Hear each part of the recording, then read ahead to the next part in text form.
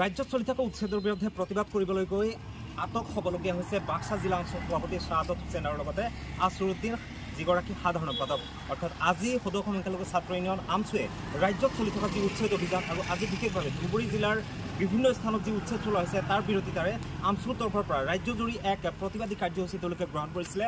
মুখ্যমন্ত্ৰী পুতলিকা দা কাৰ্যসূচী তেওঁলোকে গ্ৰহণ কৰিছিলে আৰু এই কাৰ্যসূচী ৰূপায়ণ কৰিবলৈ গৈ বাক্সা জিলা আমছুৱে তেওঁলোকৰ ফালৰ পৰা যি প্ৰতিবাদী কাৰ্যসূচী গ্ৰহণ কৰিছিলে প্ৰশাসনৰ ফালৰ পৰা গোবৰ্ধন আৰক্ষীয়ে তেওঁলোকক প্ৰতিবাদ কৰিব দিয়া নাই। তাৰ বিপৰীতে জিলা আমছুৰ সভাপতি শ্বাহাদত হুছেইন আৰু সাধাৰণ সম্পাদক আসৰুদ্দিনক তেওঁলোকে আটক কৰি গোবৰ্ধন থানালৈ লৈ আহে আৰু তেওঁলোকৰ যি গণতান্ত্ৰিক প্ৰতিবাদ সেই গণতান্ত্ৰিক প্ৰতিবাদ সাব্যস্ত কৰিবলৈ যোৱাৰ ফলতে তেওঁলোকক ইতিমধ্যে আটক কৰিছে আৰু তেওঁলোকে নিজৰ ভাষ্য প্ৰকাশ কৰিছে।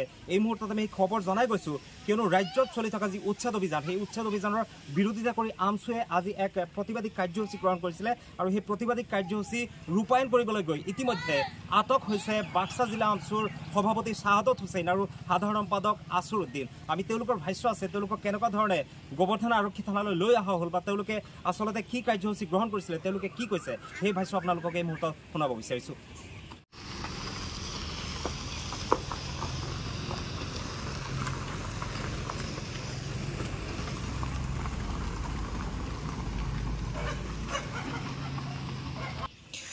দেখা পোৱা গৈছে যে আৰক্ষী আপোনালোকক আজি যি প্ৰতিবাদ আছিলে তাৰপিছত আপোনালোকক আৰক্ষী আচলতে আপোনালোকৰ যি বাহন সেই বাহন আৰক্ষী লৈ আহিলে কিহৰ কাৰণে লৈ আহিছে কি হৈছে আচলতে? একেবাৰে দুৰ্ভাগ্যজনক বিষয়, কাৰণ আমি আমাৰ কেন্দ্ৰীয় সমিতিৰ ফালৰ পৰা আমাৰ উচ্ছেদৰ বিৰুদ্ধে গোটেই অসমৰ যি মুখ্যমন্ত্ৰী ডাঙৰীয়া প্ৰতিবন্ধী কাৰ্যসূচী ৰূপায়ণ কৰিবলৈ লৈছিলে ঠিক তেনেদৰে আমি বাক্সা জিলাতো আমি কদমতলাত যি কাৰ্যসূচীত আমি মানে ল'বলৈ বাটৰ পৰাই আমাৰ গোবৰ্ধন আৰক্ষী থানাৰ আৰক্ষী বিষয়াসকলে মোক আটক কৰি থানালৈ লৈ আহে।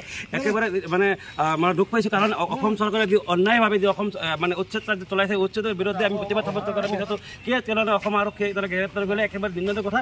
আমি অসম চৰকাৰক আহ্বান জনাইছোঁ যে উচ্ছেদৰ বিৰুদ্ধে কৰি যাম, উচ্ছেদ যেতিয়ালৈকে বন্ধ নহয় তেতিয়ালৈকে আমছুৱে কিন্তু মানে আন্দোলন অব্যাহত ৰাখিব।